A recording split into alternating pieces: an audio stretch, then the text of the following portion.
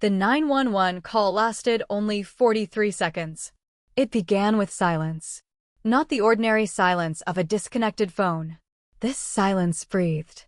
Someone was standing outside. Wind rustled through pine trees. Rain tapped softly against a vehicle. Then a man finally spoke. "I think my wife is dead." The dispatcher immediately asked for the address. The caller answered calmly. Too calmly. 842, Willow Creek Road. The home sat outside the fictional town of Ashford, Colorado, surrounded by dense forest and rolling hills where neighbors were separated by acres instead of fences. The dispatcher asked another question. "What happened?" A pause. "I came home from a business trip." Another pause. "I found her at the bottom of the basement stairs." His breathing never changed. No panic. No crying. Just quiet. Measured sentences. The dispatcher instructed him to begin CPR. "I can't." "Why not?" "I think her neck is broken." Another long silence followed. Then he quietly added, "I don't want to move her." The call ended. At exactly 8:14 a.m., deputies were dispatched. None of them imagined they were about to investigate one of the most carefully planned murders the state had never actually seen. Because at first glance, everything looked like a tragic accident. Deputy Megan Alvarez arrived first. The two-story farmhouse appeared peaceful beneath gray autumn skies. A black SUV sat in the driveway. Its engine was still running. Standing near the front porch was 39-year-old Daniel Carter. Tall, well-dressed. Rain jacket zipped neatly to his chin. His hands rested calmly inside his pockets. Too calmly. Alvarez approached carefully. "Sir?" Daniel slowly turned. "My wife is downstairs." His face showed sadness, but not shock. His eyes were dry. No trembling hands. No frantic movements. Just stillness. Alvarez asked whether he had gone downstairs. "I looked." "Did you touch her?" "No." "Did anyone else enter?" "The house?" "No." She instructed him to remain outside while she entered alone. The house felt strangely warm. Fresh coffee still sat inside the kitchen. A laptop remained open on the dining table. Soft jazz music played through ceiling speakers. Nothing suggested violence. Nothing appeared disturbed. Until she reached the basement door. It stood halfway open. The lights below remained on. Deputy Alvarez descended slowly. Halfway down, she saw her. A woman lay motionless at the bottom of the staircase. 40-year-old Rachel Carter. She wore jeans and a blue sweater. One shoe had come off. Her head rested awkwardly against the final step. Broken glass surrounded her. A small toolbox lay nearby. At first glance, it looked exactly like someone had fallen while carrying supplies. Alvarez checked for a pulse. Nothing. She quietly radioed dispatch. One adult female. Obvious fatality. EMS arrived minutes later. So did detectives. Detective Ryan Mercer had investigated homicides for nearly 25 years. Experience had taught him one rule. If something looked perfect, it usually wasn't. He spent the first 30 minutes saying almost nothing. Instead, he watched. The staircase. The railing. The scattered tools. The broken light bulb. The position of Rachel's body. Everything seemed reasonable. Almost. Too reasonable. He crouched beside the final step. Something caught his attention. A tiny smear. Barely visible. Not blood. Clear. Sticky. Mercer looked closer. Adhesive. Construction adhesive. He frowned. Why would fresh adhesive be on the staircase? He stood and slowly climbed upward. Near the fourth step. Another small drop. Then another. Each no larger than a grain of rice. He looked toward the crime scene photographer. Photograph every step. Daniel Carter waited patiently upstairs. Detective Mercer introduced himself. "I'm sorry for your loss." Daniel nodded. "Thank you." Mercer asked him to describe the morning. Daniel explained he had returned from a 2-day conference in Denver. His flight landed shortly after 6. He drove directly home. The front door had been locked. Inside, everything appeared normal. Then he noticed Rachel wasn't answering. He searched the house. Finally, he discovered her at the bottom of the stairs. When was the last time you spoke with her? Last night. Everything okay between you? Daniel smiled faintly. Perfect. Mercer had heard that word many times. Perfect marriage. Perfect life. Perfect relationship. Real life rarely worked that way. Crime scene technicians photographed every inch of the basement. One technician recovered Rachel's shattered cell phone beneath a workbench. Another found fingerprints on the stair railing. A third examined the broken light fixture hanging overhead. It appeared Rachel had been replacing the bulb. Simple. Ordinary. Tragic. Medical examiner Dr. Lisa Brennan arrived shortly before noon. She studied Rachel's injuries without moving the body. After several minutes, she quietly approached Mercer. The neck injury is fatal. What caused it? Hard to say yet. Mercer nodded. What about the fall? Dr. Brennan looked uncertain. I'll know after the autopsy. That answer bothered Mercer. Normally, staircase falls left predictable injuries. Bruising. Impact fractures. Skin abrasions. Rachel's body seemed different. Neighbors described the Carters as the ideal couple. Daniel worked as a successful financial consultant. Rachel owned a small interior design business. No children. No financial difficulties. No loud arguments. Every Friday evening they hosted dinner parties. Every Sunday they hiked nearby trails. Everyone liked them. Or so it seemed. One neighbor mentioned something unusual. I haven't seen Rachel smiling much lately. Another nodded. She seemed distracted. A third remembered hearing shouting 2 weeks earlier. Nothing specific. Just raised voices. Daniel had never mentioned any problems. By evening, the local sheriff held a brief press conference. Investigators believed no foul play was immediately apparent. The death remained under investigation. News stations reported a possible accidental fall. Daniel thanked first responders through tears. Standing before cameras, he said, Rachel was my whole world. Millions watching the evening news believed him. So did most investigators. Except one. Ryan Mercer. Something refused to settle in his mind. He returned to the staircase after dark. The forensic lights illuminated microscopic traces invisible during daylight. Halfway up, the adhesive glowed. Mercer followed each tiny droplet carefully. They stopped near the handrail. He examined the polished wood. Then he noticed something impossible. The railing had recently been removed. Tiny screwdriver marks surrounded the mounting brackets. Fresh. Less than 24 hours old. He called the forensic technician. When was this railing repaired? The technician checked photographs taken earlier. It wasn't. Mercer stared. Someone had removed the railing, then reinstalled it. Why? The autopsy began the following morning. Dr. Brennan worked methodically. External injuries first. Internal examination second. Every bruise. Every fracture. Every fiber. Every particle. She dictated observations into a recorder. Then, she paused. Rachel's skull fracture matched a fall. But another injury did not. There was severe bruising around the upper right arm. Finger-shaped bruising. Someone had grabbed her forcefully. Hard enough to leave deep tissue damage. Mercer listened quietly. What else? Dr. Brennan pointed toward Rachel's wrists. Tiny abrasions. Circular. Symmetrical. Almost as though she had briefly struggled against restraint. Mercer's notebook filled quickly. This no longer resembled a simple accident.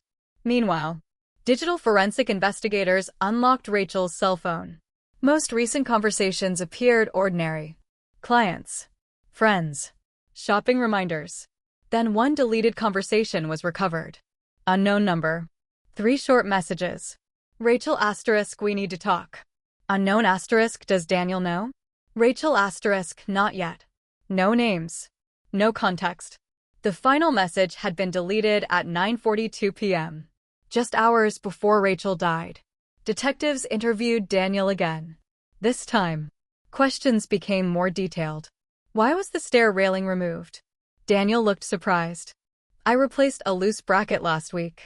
By yourself? Yes. Any receipts? I don't remember. What about construction adhesive? I was repairing trim in the basement. His answer sounded reasonable. Almost rehearsed.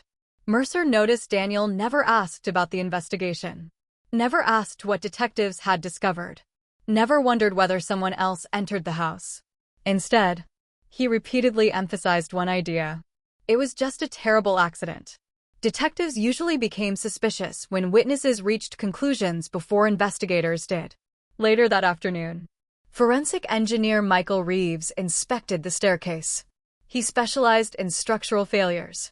Within 20 minutes, he requested privacy with Detective Mercer. "I don't think she fell accidentally." Mercer's eyebrows lifted.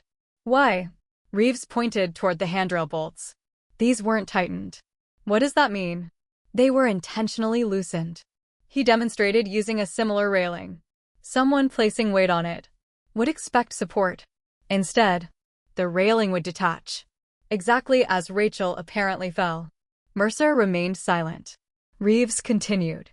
"There's more." He examined the final stair tread. Tiny drill holes, nearly invisible. Mercer leaned closer. "What are those?" They held fishing line. Mercer's pulse quickened. "Fishing line?" Reeves nodded.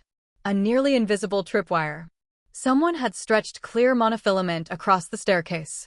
At night, no one would notice. One misstep, one grab for the loose railing, one fatal fall. The scene suddenly transformed. It hadn't been an accident. It hadn't even been a spontaneous murder. Someone had engineered it. Every detail, every movement, every second. Detective Mercer slowly looked toward the empty staircase, then quietly said the words every investigator feared hearing. "This wasn't rage." He paused. "This was planning. And somewhere, the person who designed that perfect murder plan still believed it had worked." Detective Ryan Mercer gathered the Major Crimes Unit inside the sheriff's conference room early the next morning. The accident theory was gone. Pinned across one wall were photographs of the staircase. The loose railing, the microscopic drill holes, the nearly invisible adhesive droplets, the reconstructed tripwire. Mercer drew one line beneath the photographs. Not an accident.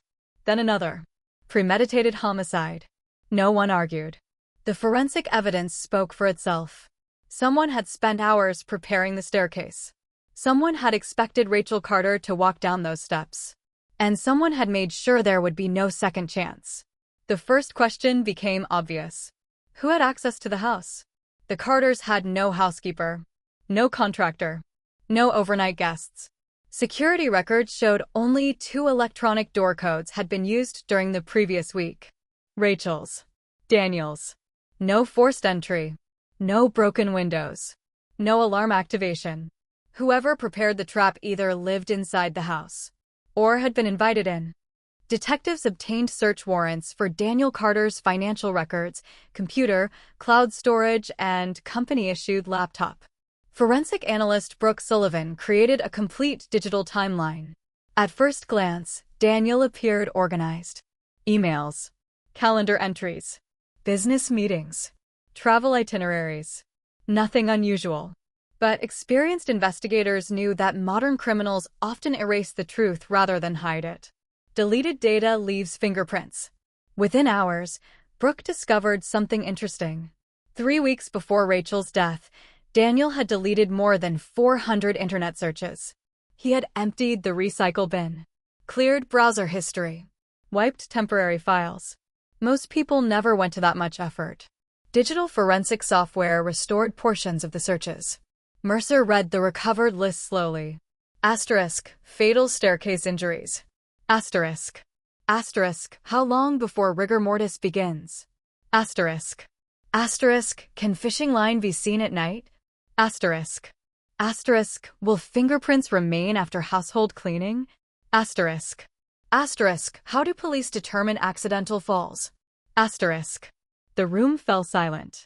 Detective Mercer looked around the table. No innocent explanation for those. Daniel returned to work 2 days after Rachel's funeral. Several coworkers found that unusual. One employee quietly told detectives, "I thought he'd take at least a week off."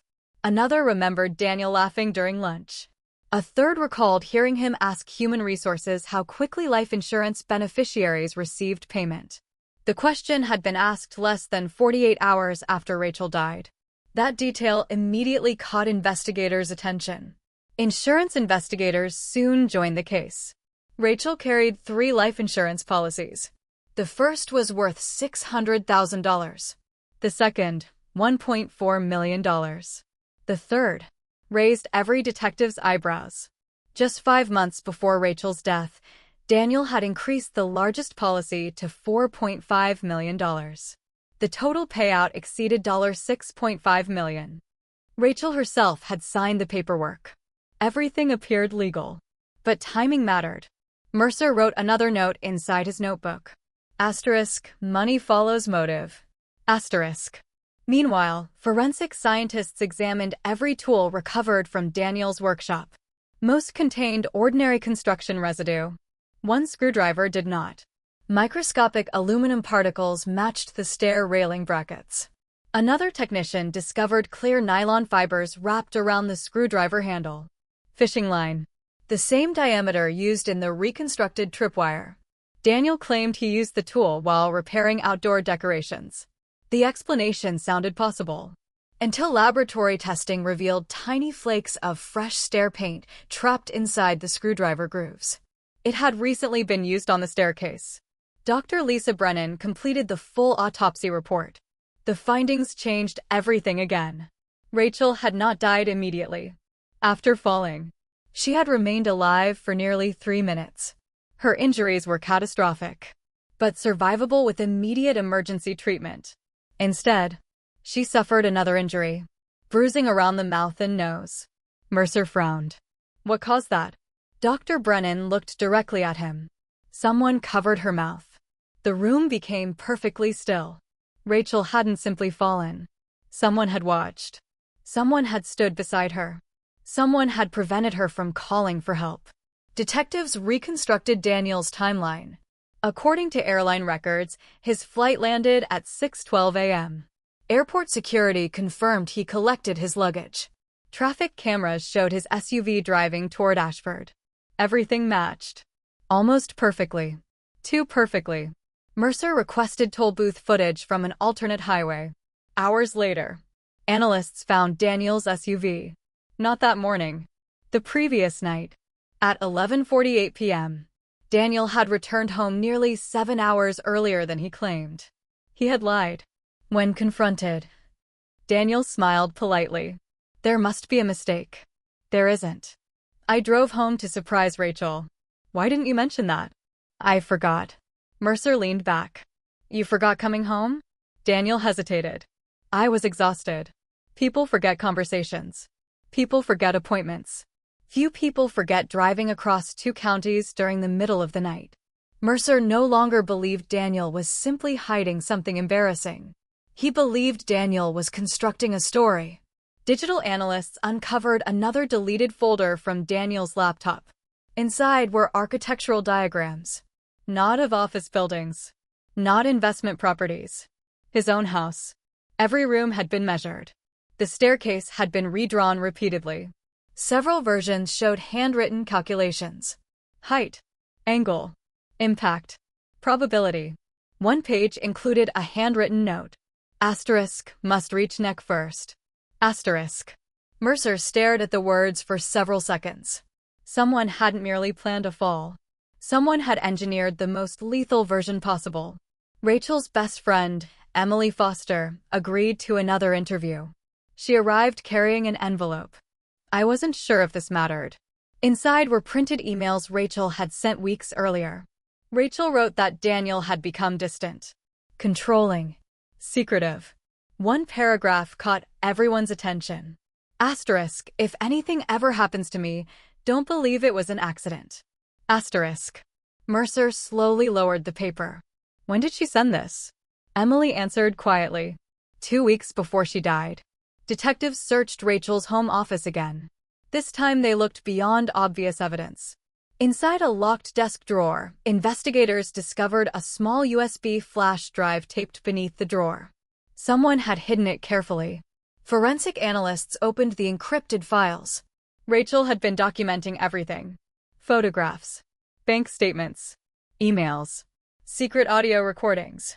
One folder carried a simple title, Daniel. The recordings painted a disturbing picture. Daniel frequently criticized Rachel, monitored her spending, demanded to know where she went, insisted on controlling every financial decision. The behavior wasn't always violent. It was calculated, patient, manipulative. Months of emotional pressure. One recording captured Rachel crying. "I don't even recognize you anymore."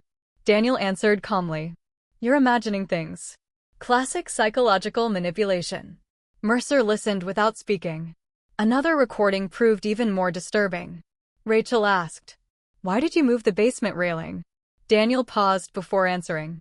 "It needed repair." Rachel replied, "It felt loose." Daniel laughed softly. "I'll fix it tomorrow." The recording ended. Investigators checked the timestamp. 3 days before Rachel's death. The railing had already been loosened. Forensic accountants continued reviewing Daniel's finances. The deeper they looked, the stranger everything became. Daniel's investment company wasn't successful. It was collapsing. He had secretly borrowed nearly $2 million against future commissions. Clients were leaving. Regulators had begun asking questions. Within weeks, Daniel faced professional ruin. If Rachel divorced him, he would lose the house, half his assets, his reputation. If Rachel died, he inherited everything, including millions in insurance benefits. Then another surprise emerged. Rachel had secretly hired a divorce attorney. Documents recovered from the attorney's office revealed she planned to file for divorce the Monday after Daniel's business trip. She intended to request a forensic audit of their finances. She already suspected Daniel had hidden major debts. She simply hadn't discovered how serious they were. Daniel never mentioned the pending divorce during any interview. Mercer believed he knew why. Because Daniel already knew about it. Phone records confirmed Rachel had spoken with her attorney the evening before her death. The conversation lasted 36 minutes. Immediately afterward, Daniel searched online. How long does divorce take in Colorado? 1 minute later. Another search. Can spouse change life insurance beneficiary before divorce? The searches occurred at 10:11 p.m. Exactly 1 hour before Daniel's SUV appeared on the alternate highway returning home. Detectives executed another search warrant at the Carter residence. This time they examined the garage attic. Most homeowners never entered that space. Dust covered nearly everything, except one small plastic storage container. Inside, investigators found disposable gloves, a spool of clear fishing line, replacement railing bolts, construction adhesive, a cordless drill, and a handwritten checklist. Mercer unfolded the paper carefully. Every detective gathered around. The list read: heavy checkmark by fishing line, heavy checkmark replace bolts, heavy checkmark check flight schedule, heavy checkmark leave phone at hotel, heavy checkmark remove security recordings, heavy checkmark return before sunrise. The final line remained unchecked. Destroy notes. Daniel had forgotten one thing: the list itself. That evening, detectives obtained an arrest warrant for Daniel Carter. But when deputies arrived at his office, his secretary looked confused.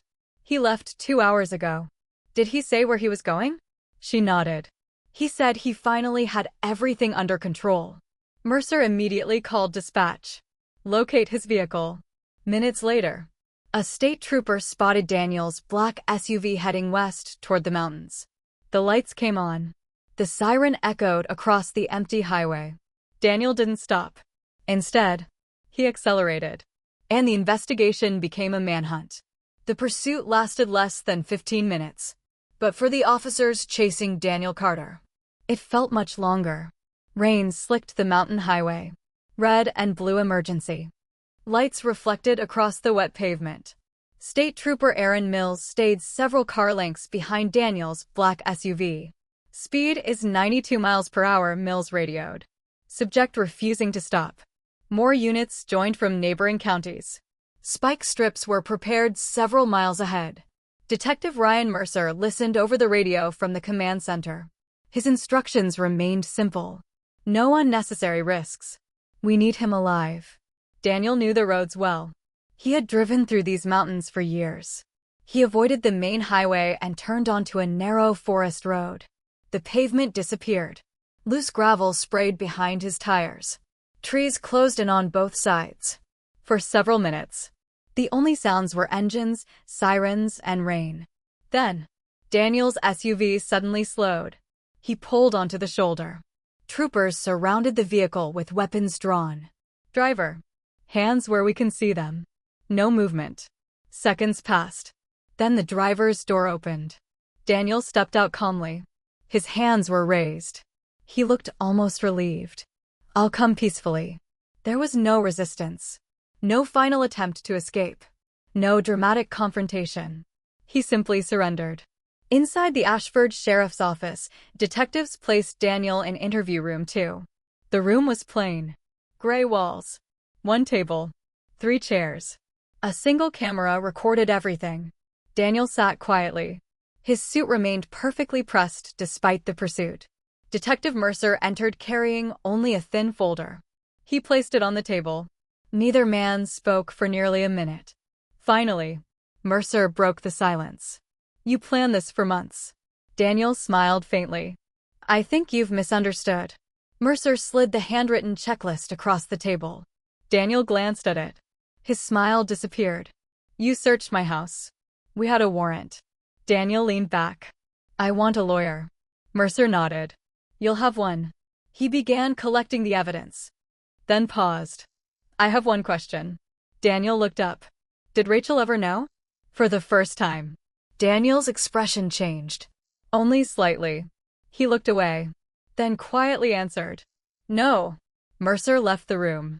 The interview ended before it truly began. While Daniel waited for his attorney, forensic analysts continued examining every piece of evidence collected from his home. One item had been overlooked. A smartwatch. Daniel claimed it belonged to Rachel. It had been sitting on a bedroom dresser. The battery had died. Digital specialists charged the device. Within minutes, it synchronized automatically. The watch contained continuous heart rate data, sleep tracking, movement history. Most importantly, a precise timeline. Rachel had gone to bed at 10:41 p.m. Her heart rate remained normal until 11:57. Then, a sudden spike. 92 beats. 115. 138. The watch recorded rapid movement. Then, a violent impact. Seconds later, the heart rate dropped dramatically. By 12:03 a.m., the recording stopped. Rachel had died shortly after midnight. Nearly 6 hours before Daniel called 911. The timeline destroyed his original statement. He hadn't discovered Rachel that morning. He already knew exactly where she was. Detectives obtained surveillance footage from a neighboring farm located nearly half a mile away. The owner had recently installed wildlife cameras to monitor bears entering his property. One camera overlooked a section of road leading toward the Carter house. At 11:36 p.m., Daniel's SUV appeared. At 12:19 a.m., it left. The timestamps aligned perfectly with Rachel's smartwatch. Mercer quietly watched the footage twice. Then a third time. Daniel hadn't spent hours at the scene. Only 43 minutes. Long enough to activate the trap. Watch Rachel fall. Stage the scene. Leave. Forensic engineers reconstructed the staircase inside a laboratory. Using identical materials, they recreated every bolt, every measurement, every angle. Testing revealed something remarkable. The loose railing would fail only if someone grabbed it with significant weight, exactly as Rachel likely did while tripping over the fishing line. The design eliminated chance. It depended on instinct. Anyone losing balance would naturally reach for the railing. The railing became the weapon. Mercer stared through the observation window. It wasn't just murder. It was engineering. Rachel's divorce attorney contacted detectives again. There was something else. He produced a sealed envelope. Rachel instructed him not to open it unless something happened to her. Inside, a handwritten letter. It read, "If you're reading this, something has gone terribly wrong. Daniel has become obsessed with appearances. Everything has to look perfect. He doesn't yell anymore. He doesn't threaten. He just watches. I've caught him measuring things around the house. He says it's for repairs. I don't believe him. If I disappear, please make sure someone looks beyond the obvious. Daniel always says the perfect crime isn't about killing someone. Asterisk, it's about making everyone believe nothing happened. Asterisk. The room fell silent. Mercer folded the letter carefully. Rachel had known she was in danger. She simply hadn't realized how close it already was. Weeks passed as prosecutors assembled the case. Every piece of evidence strengthened their theory. The digital searches, the insurance policies, the altered staircase, the deleted files, the hidden checklist, the smartwatch, the surveillance footage, the secret letter. The prosecution believed the case was overwhelming. Then, everything changed. Crime scene analyst Brooke Sullivan called Mercer immediately. You need to come to the lab. What happened? I found something. Mercer arrived 20 minutes later. Brooke placed a microscopic photograph on the monitor. It came from underneath Rachel's fingernails. Mercer frowned. I thought we processed everything. We missed one thing. The image showed tiny blue fibers. Very small. Synthetic. Not from Rachel's clothing. Not from Daniel's suit. Brooke enlarged the photograph. They came from industrial gloves. Mercer nodded slowly. So Daniel never owned gloves like these. The room grew quiet. Another DNA analysis followed. The skin cells mixed with the fibers did not belong to Daniel. Mercer looked up. What are you saying? Brooke answered carefully. Someone else touched Rachel shortly before she died. The investigation reopened several questions everyone believed were answered. Had Daniel acted alone? Who wore the gloves? Why was there another DNA profile? Detectives returned to every interview, every timeline, every witness statement. One name resurfaced repeatedly. Kevin Rhodes, Daniel's longtime business partner. They had worked together for almost 15 years. Kevin handled company finances. He also knew about Daniel's debts. When detectives reviewed phone records again, they noticed something unusual. Daniel called Kevin at 12:26 a.m., just minutes after leaving the house. The call lasted only 21 seconds. When previously questioned, Kevin never mentioned it. Detectives invited Kevin back for another interview. He appeared nervous almost immediately. Did Daniel call you after midnight? Kevin hesitated. I don't remember. Mercer placed the phone records on the table. You spoke for 21 seconds. Kevin swallowed hard. He said everything was finished. What was finished? He didn't explain. Why didn't you tell us? I didn't think it mattered. Mercer watched him carefully. People often lied about small details to hide much larger ones. Forensic accountants uncovered another hidden transaction. 2 weeks before Rachel's death, Daniel transferred $250,000 into a shell company.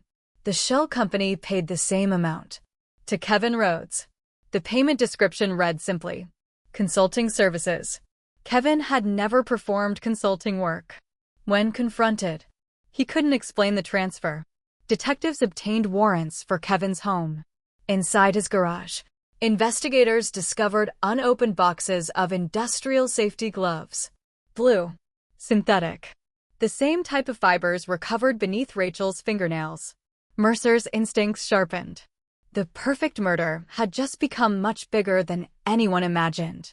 The discovery of the blue glove fibers transformed the investigation overnight. For weeks, detectives had believed they were chasing a single killer. Now they faced another possibility. Daniel Carter had not acted alone. Inside the major crimes conference room, Detective Ryan Mercer stood before the evidence board. Photographs covered nearly every inch. Rachel Carter. The staircase. The loosened railing. The fishing line. The handwritten checklist. The insurance policies. The smartwatch timeline. The wildlife camera footage. And now, a new photograph. Blue industrial glove fibers. Mercer crossed out one sentence written in black marker. One killer. He replaced it with another. Conspiracy. Investigators immediately obtained search warrants for Kevin Rhodes' office, home, vehicles, and electronic devices. Kevin had been Daniel's business partner for nearly 15 years. Everyone described him as quiet, methodical, Reliable. The kind of man who never attracted attention. Exactly the kind of person investigators worried about. Digital forensic analysts spent 2 days recovering deleted files from Kevin's laptop. Most had been erased using commercial data wiping software. But complete deletion is rare. Fragments survive. Those fragments told a story. One recovered spreadsheet listed dates, expenses, and short notes. The final entry caught everyone's attention. November 14. Fishing line, $18.42. Rail hardware, $63.90. Disposable gloves, $24.15. Another note appeared beside the purchases. D.C. Approved. The initials left little doubt. Daniel Carter. Detectives also recovered deleted text messages between Daniel and Kevin. Most had been erased from both phones. Cloud backups were stored enough to reconstruct the conversation. One exchange occurred 3 days before Rachel's death. Daniel *, everything has to look accidental. Kevin *, you're taking a huge risk. Daniel *, only if someone makes a mistake. Another message arrived several minutes later. Kevin *, what if she survives? Daniel's reply stunned investigators. Then I finish it. Mercer quietly placed the phone on the conference table. No one spoke. The intent could not have been clearer. Kevin was arrested the following morning. Unlike Daniel, he didn't remain calm. The moment detectives placed him in the interview room, he began shaking. His attorney advised him not to answer questions. Kevin ignored the advice. He looked at Detective Mercer and quietly asked, "Did Daniel tell you everything?" Mercer answered honestly, "No." Kevin lowered his head. "He won't." For nearly 4 hours, Kevin described the planning. Months earlier, Daniel admitted his financial empire was collapsing. He had hidden millions in losses. Rachel had discovered irregular bank transfers. She intended to divorce him. If that happened, everything Daniel had built would disappear. Daniel didn't panic. He researched. He planned. He studied accidents, household injuries, insurance investigations, forensic science. He believed modern murders failed because criminals acted emotionally. His plan relied on something different. Precision. Daniel spent weeks measuring the staircase, calculating body weight, angles, momentum. He tested fishing line inside an abandoned storage building owned by the company. He loosened identical railings repeatedly until they failed exactly when expected. Kevin admitted helping with those experiments. At first, he believed Daniel simply wanted to understand liability issues for construction work. Then Daniel finally revealed the truth. "I need one perfect accident." Kevin refused immediately. Daniel offered money. Kevin still refused. Then Daniel threatened him. Years earlier, Kevin had unknowingly signed fraudulent financial documents prepared by Daniel. If exposed, Kevin faced prison. Daniel promised 2 choices: help or lose everything. Fear won. On the night of the murder, Kevin waited outside in a work van. Daniel entered the house alone using his own key. Rachel had already gone to bed. Daniel quietly stretched the nearly invisible fishing line across the 4th stair. He loosened the final railing bolts. Then, he waited. Rachel eventually woke after hearing movement downstairs. Believing Daniel had returned early to surprise her, she walked toward the staircase. The trap worked exactly as planned. Her foot caught the line. She reached instinctively for the railing. It detached. Rachel fell violently. The impact fractured her neck. But she was still alive. Kevin heard her crying for help from outside. He rushed inside. Daniel stood silently over Rachel. She reached toward him, trying to speak, trying to breathe. Daniel knelt beside her, placed both hands across her mouth, and waited. Kevin screamed at him to call 911. Daniel refused. Nearly 3 minutes later, Rachel stopped moving. Detective Mercer listened without interrupting. When Kevin finished, the room remained silent. Finally, Mercer asked, "Why didn't you go to police?" Kevin closed his eyes. "I told myself I still could." "What stopped you?" "I kept thinking tomorrow." His voice cracked. Tomorrow never came. Kevin signed a complete confession. He accepted responsibility for helping prepare the murder scene and failing to stop the crime. His testimony would become the foundation of the prosecution's case. Daniel remained unmoved. Even after learning Kevin had confessed, he smiled. Detectives noticed something strange. He almost seemed amused. During another interview, Mercer asked why. Daniel answered calmly, "You still can't prove I killed her." Mercer opened a file. "I don't need to." Daniel leaned back. "You think so?" Mercer placed one final forensic report on the table. Daniel glanced at it. His confidence disappeared. Months earlier, investigators had collected vacuum samples from Rachel's sweater. Initially, they seemed insignificant. Ordinary household dust. Lint. Pet hair. But advances in trace analysis allowed forensic scientists to examine microscopic particles more closely. Hidden among the fibers, they found dozens of tiny metallic fragments. Aluminum. Nickel. Lubricating grease. The exact combination matched residue produced when Daniel drilled into the staircase brackets. The particles had transferred onto Rachel's clothing when Daniel studied her moments before she fell. Even microscopic evidence had preserved the truth. Then came another surprise. A forensic audio specialist enhanced Daniel's original 911 call. Beneath his voice, almost impossible to hear, was another sound. 3 soft metallic clicks. The exact sound produced when a cordless drill changes direction. Detectives searched Daniel's vehicle again. Inside the spare tire compartment, hidden beneath a false panel, they discovered the missing cordless drill. He had forgotten it after staging the scene. Toolmark analysis matched the drill bits recovered from the staircase. The case was complete. The trial began 13 months after Rachel Carter's death. It lasted nearly 9 weeks. Courtroom 4A remained packed every day. Journalists filled the gallery. Legal analysts called it one of the most fascinating forensic murder prosecutions in recent memory. The prosecution avoided emotional arguments. Instead, they relied almost entirely on science. Forensic engineers reconstructed the staircase before the jury. Digital analysts explained deleted internet searches. Medical experts demonstrated why Rachel's injuries could not have resulted from a simple accident. The smartwatch timeline, the wildlife camera footage, the insurance records, the financial motive, the microscopic fibers, the metallic residue. Every piece supported the next, like links in an unbroken chain. Kevin Rhodes testified for 4 days. His voice often shook. Several times he cried openly. He admitted his own guilt without hesitation. "I could have stopped it." Those 5 words echoed through the courtroom.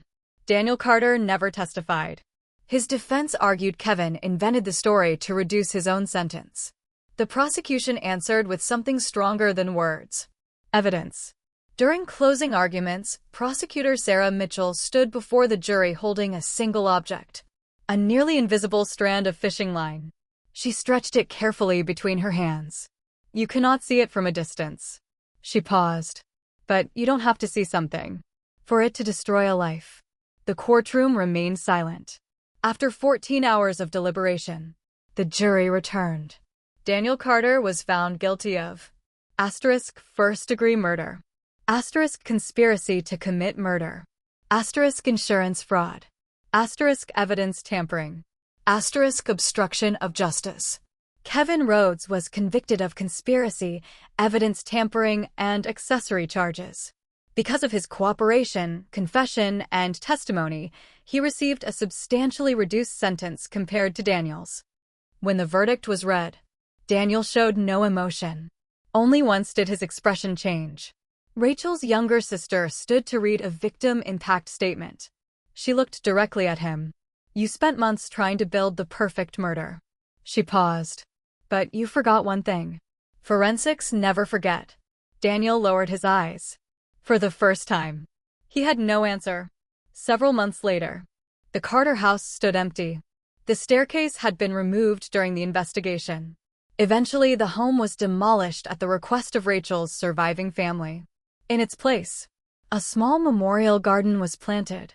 Nothing extravagant, just wildflowers, a stone bench, and a plaque bearing Rachel's favorite quote: Asterisk, the truth has a way of finding daylight. Asterisk. Detective Ryan Mercer retired 6 months after the trial. During his final interview with new investigators, someone asked which piece of evidence solved the case. The fishing line? He shook his head. The checklist? Another shake. The confession? Mercer smiled. No. What was it then? He looked out the window before answering. Every criminal believes there's one mistake they can hide. He paused. Forensics doesn't solve cases because of one big clue. It solves them because hundreds of tiny clues tell the same story. Years later, Rachel Carter's case was taught at forensic science seminars across the country as a fictional example of how trace evidence, digital analysis, biomechanics, pathology, and crime scene reconstruction can combine to expose a meticulously staged homicide. Students often asked the same question. How close did Daniel come to getting away with it? The instructors always gave the same answer. Closer than most. But no murder plan is truly perfect. Because every action leaves behind evidence. Every decision creates a trace. Every lie leaves a gap. And eventually, science catches up. As Detective Mercer left the courthouse for the final time, a young reporter called after him. Detective. He turned. What did this case teach you? Mercer thought for a moment, then answered quietly. The most dangerous killers aren't always the violent ones. They're the patient ones. The ones who believe intelligence makes them invisible. He looked toward the courthouse steps. But evidence doesn't care how smart you are. It only tells the truth. And in the end, that truth destroyed what Daniel Carter believed was the perfect murder plan.